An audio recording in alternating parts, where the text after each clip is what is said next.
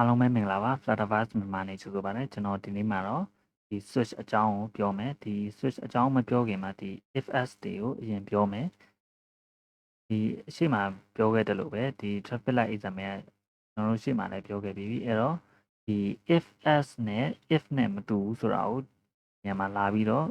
အပြီးပြောခြင်းတယ်ဘယ်လိုမျိုးကိုပြောတာလဲဆိုတော့ကျွန်တော်တို့ဒီ exam ကို run လိုက်မယ်ဆိုရင်ကျွန်တော်တို့ဒီ traffic light က red ဖြစ်တဲ့အတွက်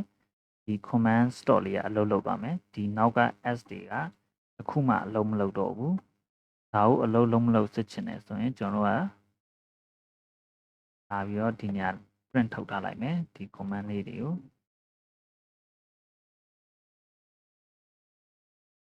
ဒီပထမတစ်ခုကို1ဆိုပြီးတော့သုံးမယ်ဒုတိယတစ်ခု2သုံးမယ်တတိယတစ်ခု3ပေါ့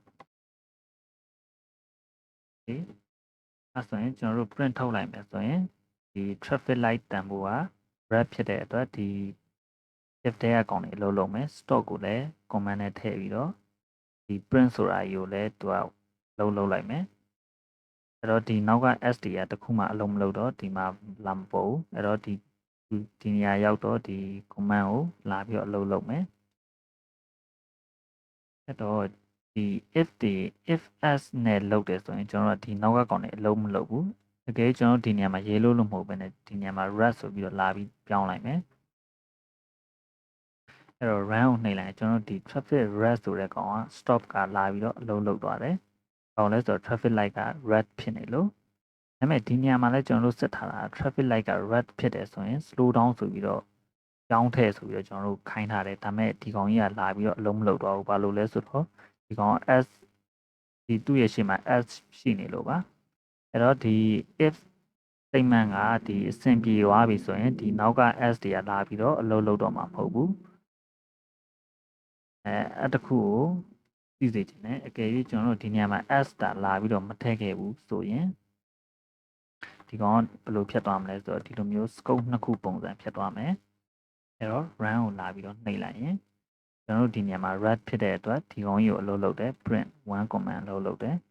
ပြီးကြတော့သူက s မပါတော့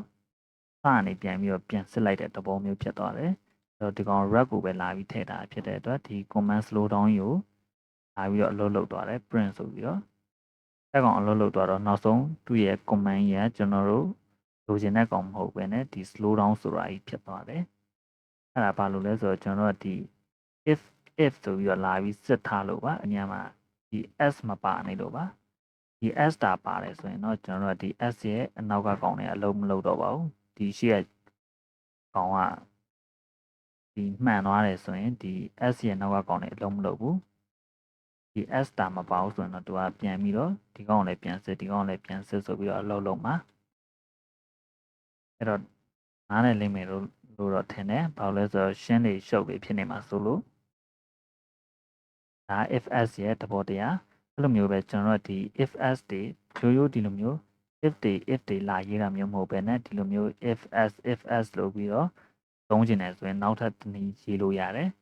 အဲ့ဒီရေးနည်းကကျတော့ switch ပါအဲ့တော့ကျွန်တော်တို့ဒီ switch ကိုဒီအပေါ်ကောင်လေးကိုကျွန်တော်ပုံမှန်ပိတ်လိုက်မယ်ပုံမှန်ပိတ်ပြီးတော့ဒီနေရာမှာဒီ switch လေးကိုရှင်းပြမယ်အဲ့တော့ဒီ switch ကဘယ်လိုရေးရလဲဆိုတော့ဒီမျိုး switch ဆိုပြီးတော့ကျွန်တော်တို့ရဲ့ဒီ expression ကိုအရင်ဆုံးထည့်ရတယ်ဒီကျွန်တော်တို့အခုလက်ရှိပေါ့ကျွန်တော်တို့စစ်မဲ့ value ကိုလာပြီးတော့ထည့်ရတယ်ဘာကိုစစ်ချင်တာလဲပေါ့ဒီကျွန်တော်တို့ဒီ traffic light ကိုစစ်ချင်တာဖြစ်တဲ့အတွက်ဒီကောင်ကိုလာပြီးတော့ထည့်လိုက်တယ်ဒီကောင်ကအရင်ဆုံး case 1အနေနဲ့ဆိုဒီကောင် red ဖြစ်လာ red ဖြစ်တယ်ဆိုရင်ဒီထဲကကောင်တွေအလုံးလုံးမယ်ဒါဒီ break ဆိုတာကျတော့ကျွန်တော်တို့ဒီ switch ဆိုတဲ့ code ထဲကနေထွက်တာကိုပြောတာနောက်တစ်ခုကကျတော့ case 2ကကျတော့ကျွန်တော်ရေးလို့ဖြစ်မယ်ဆိုရင်ဒီကောင်လုံးမယ်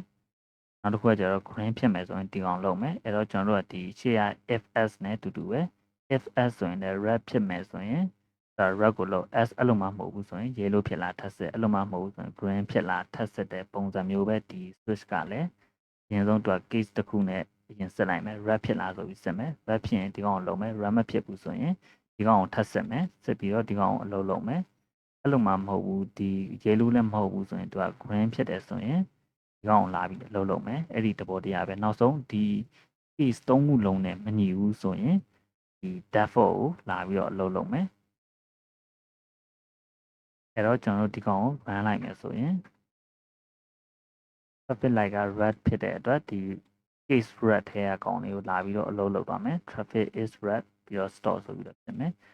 ဒီ traffic နေရာမှာ red မဟုတ်ဘဲနဲ့ yellow ဆိုရင် yellow case တွေရတာဟာတွေလာပြီးတော့အလုပ်လုပ်မယ် red case တွေဟာ red မဟုတ်တဲ့အတွက်ဒီ red case တွေဟာတွေအလုပ်မလုပ်တော့ဘူး yellow ဖြစ်လာဆက်မယ် yellow ဖြစ်တဲ့အတွက်ဒီကောင်ဒီ print နှစ်ခုအလုပ်လုပ်တယ်အလုပ်မှမဟုတ်ဘဲနဲ့ green ကိုထည့်လိုက်မယ်ဆိုရင်လည်းဒီကောင်ဒီ green ရဲ့ဟာတွေကိုလာပြီးတော့အလုပ်လုပ်တယ်။ okay အဲ့သုံးခုလုံးမဟုတ်တဲ့တခြား color တစ်ခုခုကိုလာပြီးတော့ထည့်လိုက်မယ်ဆိုရင်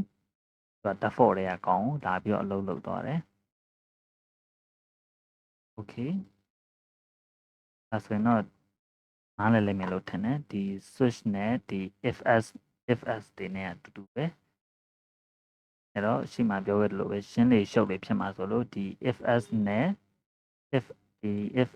else တွေနဲ့ဒီ if ဆိုပြီးတော့စက်တာတွေကမတူပါဘူး